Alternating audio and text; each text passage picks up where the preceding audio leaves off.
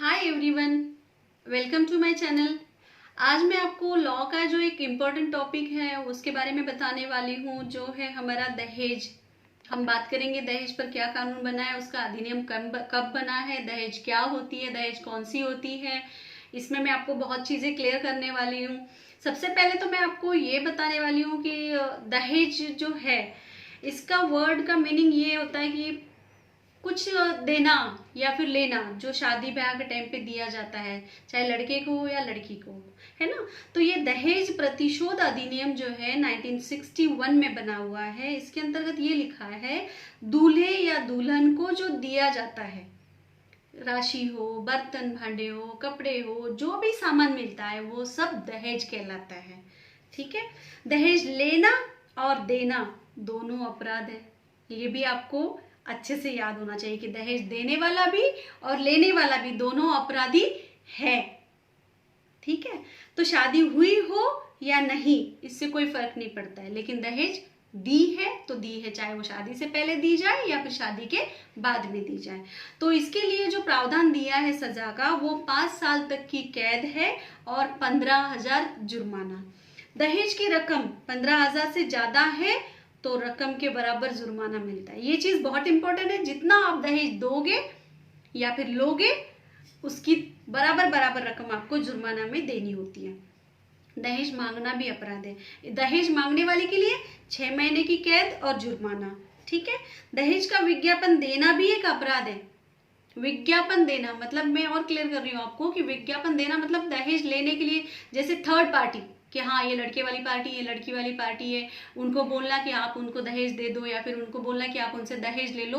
तो ये क्या होता है, एक विज्ञापन देना, मतलब एक आइडिया देना कि हाँ तुम उनसे दहेज लो। तो ये भी एक क्या है, अपराध है। और वही एक अपराध है जिसमें बराबर बराबर सजा है, जो 6 महीने की कैद और 15,000 जुर्माना इसमें भी लगता है। अब हम बात करेंगे जो आईपीसी है अपनी इंडियन पैनल कोड में, भारतीय दंड संहिता में ऐसी 2 धाराएं दी गई है जिसके अंतर्गत बताया गया है कि दहेज हत्या पर कानून बना है।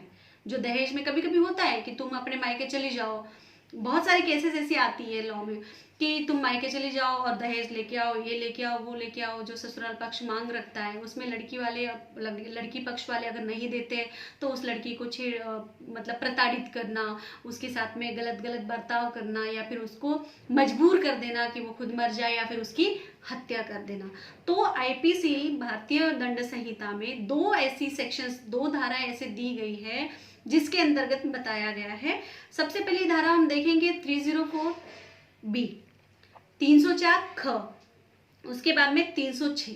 इन दोनों धारा में ये बताया गया है कि यदि शादी के 7 साल के अंदर अगर किसी स्त्री की मृत्यु हो जाए, शादी के बाद जब 7 साल उसकी शादी को हो जाते हैं, उसी के अंदर उसकी अगर मृत्यु हो जाती है गैर प्राकृतिक कारणों से, जलने से, शारीरिक चोट से, आत्महत्या की वजह से अगर होती है उसकी डेथ, और उसकी मृत्यु से पहले उसके पति या पति के किसी रिश्तेदार ने उसके साथ दहेज के लिए क्रूर व्यवहार किया हो, तो उसे दहेज हत्या कहते हैं।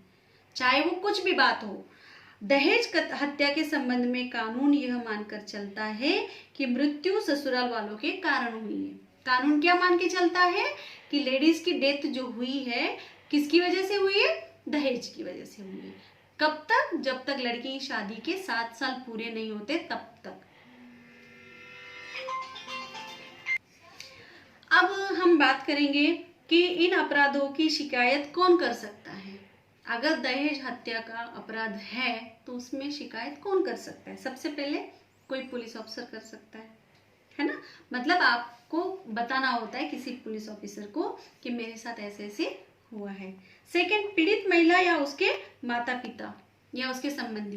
पहले तो पुलिस ऑफिसर ही बता देता है कि हाँ ऐसे ऐसी जगह पे ऐसे ऐसी लेडीज के साथ में दहेज की हत्या हो चुकी है, उसकी जानकारी पुलिस ऑफिसर देता है। दूसरी टॉपिक, जो पीड़ित महिला है उसके घर के परिवार वाले, माता पिता या फिर उसके जो भी रिलेटिव्स होंगे वो कर सकते हैं।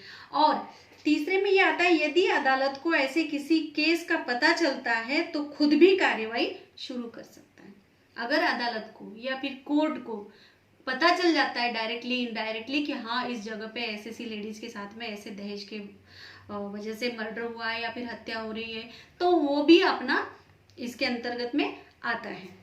होप आपको समझ में आ गया होगा कि दहेज किसे कहते हैं, दहेज लेना देना दोनों अपराध है, उसमें कितना जुर्माना है, कितनी कैद है, सब कुछ आपको समझ में आ गया होगा। अब मैं आपको आगे वाले लेक्चर में बताऊंगी मेंटेनेंस, जो भरण पोषण टॉपिक होगा वो नेक्स्ट टॉपिक हमारा होगा। Thank you so much.